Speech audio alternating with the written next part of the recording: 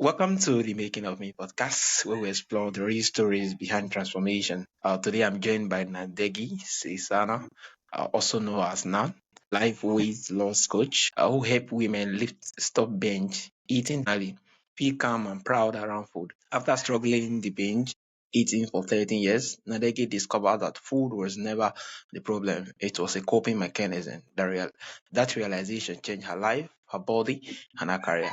Today, she helps women build strength in the gym and peace in the kitchen through a kind of mindset based approach that actually works. It's a pleasure having you on the show. Thank you so much for having me. I Yeah, love being thank you. here. Nadegi, what were some of those challenges that shape you Yeah, into who you are today? who I am now because I was a binge eater for 30 years. That means for those of you in your audience who don't know what binge eating is, it means that you feel compelled to eat, but not just a little bit, not just a bite, not just one cookie, but a lot of food, so the whole box of cookies in a very short amount of time, which could be 5 minutes, 15 minutes, and you feel a lot of shame around what you've done. So that was my pattern, how I felt for 30 years. And so for 30 years, I tried to look for a solution. I kept looking. Maybe it's the way I eat.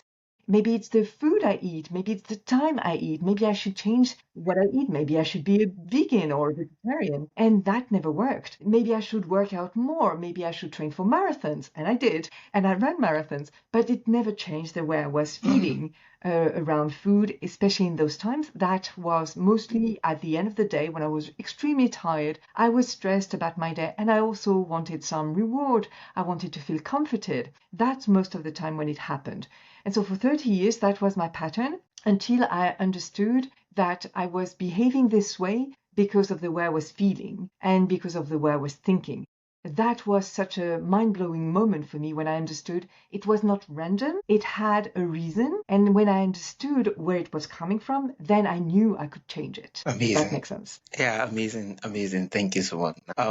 So you started binge eating at 16 after your first diet. What do you think diets get fundamentally wrong about our relationship with food? Yes, I think diets are really, I now know that diets can be really problematic. First of all, they don't work, unfortunately. Lots of people try dieting, that is to say, restricting their food, changing what they eat, and it can work, but unfortunately, for the vast majority of people, it doesn't work long term. You lose weight, but it's not sustainable, so you end up stopping losing weight and regaining the weight, and some more, which actually creates that sense of powerlessness, helplessness, because you start believing that it's possible for others, but you can't do it. So there must be something broken in you. You're not broken. There's nothing wrong with you. It's just that diets create restriction. So actual restriction, you don't fuel your body as much as it needs to. So in terms of your sensation, your body is asking for more, really, genuinely. So it's also in terms of emotional restriction. You feel restricted because all day long you keep telling yourself, I wish I could have that, but I can't. I so long for this, but I mustn't. And so you're creating that restrictive loop in your mind. That means that when you can't take it anymore, when you've had enough or feeling restricted, you actually go to the complete other side, the rebellious feeling. After telling yourself every day, I really want this, but I won't, at the end of the day, or when you really can't take it anymore, you switch to the other side, which will be, I really want to eat this, and I will. And you rebel against yourself. And you then go back and forth from one aspect, restricting, oh, tomorrow I'll be good. Tomorrow I'll stop eating this. Tomorrow, no cake, no sugar, no nothing. And then you go back when you can't take it anymore. It's like the switch flips and you go to the other side where you give yourself a free pass to have all the things and in vast quantity. And then you go back and forth and you think you're going crazy. That was my pattern. That is the pattern of so many of my clients. What I've learned now that there's the middle ground. That's the beautiful middle ground that we learn, which is I genuinely don't want this. But it's not something that is forced. You don't white knuckle it. You don't clench your jaws and your fist. And no, it's something that you learn to really believe, really get to naturally, and it feels true. If it doesn't feel true, it's not going to work. But when it does land, just I'm realizing that I genuinely don't want this. So of course I don't feel deprived if I don't give myself this cookie or cake or whatever, or chips. And that's what I help my clients with, finding this beautiful middle ground. Wow, amazing, amazing, amazing. So how do you define a craving or urge? What really happens in the brain and the body when it shows up? Yes, what a beautiful question. Yes, so a craving can be actually your body asking for food, and it feels a bit like hunger. It's your body saying, "Hey, I want to stay alive. I want you to survive, so fuel me." So that can be that aspect. And then, yes, if it's a sensation, well, do eat. By all means, do eat. And if you can, make the best choices for your body, and you know, or you will know what it is. But it can also be this, some people call it also an urge. It's this as if you were feeling compelled to go to the Yeah, snack cabinet or the pantry or buy some ice cream or something like that. And then the way you know it's an emotional craving, it's when you fed yourself well. So typically, if you've just had dinner and it was a real dinner, not just one bean, but if you had just a real dinner, and logically, you know that you shouldn't want more food because your it's stomach full. already feels full. Then you know that it's something completely different. It's coming from an emotion. Maybe you want to feel rewarded, which is something that's very common. You've worked hard all day long and you're thinking, oh, I'd like a little something to eat. That's you wanting to feel rewarded. And then you look for the reward in the food. Nothing's gone wrong. Food is associated with celebration, rewards in so many cultures. Like Yeah, you've graduated, let's celebrate, let's have food, let's go to the restaurant. Nothing's gone wrong. So you can actually celebrate with food, but just make sure that you do celebrate, you do pay attention to the food instead of eating, as if it was behind your back and you yeah, don't really enjoy it because you're eating so fast. So that could be one of the reasons, yes, a craving for it's not actually the food basically that you want, it's the feeling you yeah, associate with the food. So you could also drop the food entirely and maybe dance or do something like that, or call somebody and celebrate things like that. Yes. yeah, Mm. amazing. Thank you so much, Nash. So you often say that food is not the problem; it is a solution. What problem is food usually solving in those Yes, moments? also good. Such a good question. Yes, because very often, so there's we turn to food to celebrate and to get even more joyful. Yeah, But the majority of the time, we turn to food not to feel something that's bothering us. I don't know about you, but I don't particularly like feeling upset or feeling frustrated or feeling disappointed. And what I used to do was running away from those emotions that I didn't want to feel. And food, it can be very convenient for that because picture your stomach or your belly just like an empty glass. When you put your finger to the rim of this glass, the sound is quite clear. yeah, But when the glass is full and you put your finger on the rim, you don't hear the same sound. It's more muffled. That's exactly what we do when we stuff our body with food that we don't need because we've had dinner before. Then it's a thing that we're doing. We're numbing our emotions. We're pushing them down. And it works for a split second, which, yes, then we're thinking, oh, food is the solution for me not to feel my feeling. Except that it doesn't last for long, and you still feel disappointed, angry, or scared, whatever was your emotional state before. And on top of that, you're adding feeling bloated, so feeling bad within your body physically. And on top of that, you're also adding perhaps the guilt, oh, I should, or the regret, I shouldn't have done that. And perhaps also shame, just like, oh, what's wrong with me? I'm broken. There's something wrong with me. So food, we turn to food to feel better, to soothe ourselves, to run away from an emotion we don't want to feel. Actually, we're not making it work. It can't work this way. Food can only solve hunger, but not emotions. And we end up feeling even worse than before. That's what I learned, yeah. unfortunately. Amazing, amazing. So you actually tried out countless diets for 30 years. What finally worked, and why was mindset the missing piece? Yes, totally. Yes. So, as you said, yes, I tried countless diets, tweaking the food that I was eating because I thought that the problem was the food. So, if I tweaked the food, then I wouldn't have the problem anyway. Except that, as I said, it was not a problem with the food, it was an emotional problem. That's what we call emotional eating. That's actually a label, that's actually a thing. That's what I was doing. Understanding, okay, what emotions were driving me to overeat That was key. And also learning something phenomenal for me is that if I have an emotion, it has nothing to do with the weather or my husband or the words that I read in a magazine. No, if I'm feeling something, it's because of what I'm thinking. And that was extremely powerful for me because if the feelings I felt that drove me to overeat came from my actual brain, then I could have control over them.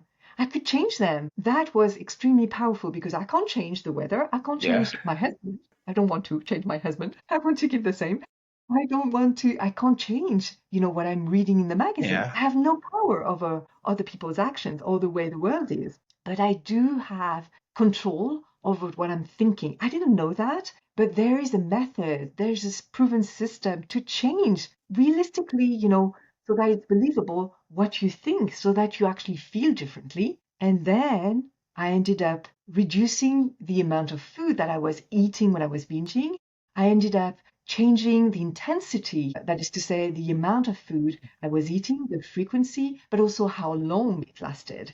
And I noticed that I was overeating less often, less intensely, and naturally. And that was really amazing for me to notice that, yeah, I could be in charge of this thinking, feeling, eating pattern. That was amazing. Yeah, amazing. It's really amazing. It's the fact that if the emotion could actually trigger the fact that it makes us eat more. Now we'll go back to the down roads. What caused the emotion? Which is more of the weather and a whole lot of things coming into being. So if we can tone down the emotions from it going that very way that causes us to eat more food, then the emotion does not get to affect, then food gets to get stable. And it's really amazing how you actually get to discover it. And yeah, thank you, Nash. So when a woman realizes she's eating because she's stressed, lonely, and overwhelmed, what is the first kind step she should take instead of fighting herself? Yeah.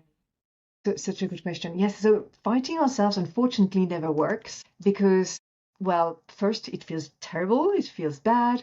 Um, And then when you bully yourself, when you treat yourself, bad, you need comfort. You want comfort. And if you've associated comfort with food, then you go back to overeating. Yeah. So fighting ourselves seems such a valid way to treat ourselves because we've heard that before. Well, if I don't use the stick, then I'm just going to repeat this. And actually using the stick that keeps us stuck in this loop of overeating. So it's good to know that, yes, fighting ourselves, first it feels terrible, and then it doesn't solve anything, quite the opposite. So instead, I would really recommend learning how to be kind to ourselves, learning how to be understanding to ourselves. And it's basically the compassion people talk about. It's just like, of course I'm doing this. And I'm doing this for a reason. I'm doing this, I'm eating, the whole bag of cookies because I'm thinking that it can solve the way I'm feeling. But actually, it's not working, it's doing the opposite. So, how about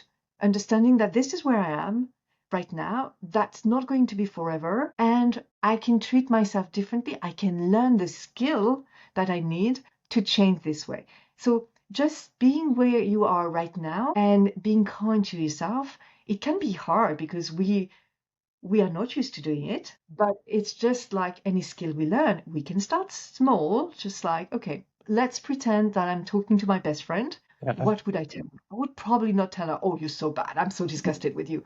You'd probably be kinder and think, "Oh, I'm so sorry you're feeling this way. I'm so sorry you did this and you didn't want to, but I'm here for you," or things like that. So stepping into this identity, starting being our best friend, our own best friend, it's so key because then we're going to be more open to understanding. And the more we try to understand, the deeper we'll go, the more effective this will be. So that would be really my first piece of advice. Start learning to be kind to yourself. That will be so huge and so beneficial for you. Yeah, amazing. Yeah, amazing, amazing. Thank you so much. I'll start learning and start being kind to yourself. Yeah, amazing. Yes. So why does lifting weight change the conversation women have with their body? And why do strong women still struggle with food at night? How does lifting weight change the conversations women have with their body? And why do strong women still struggle with food at night? Yeah. Yes. So the strong women I help, thank you. The strong women I help, yes, most of them they want to lift weights to look better.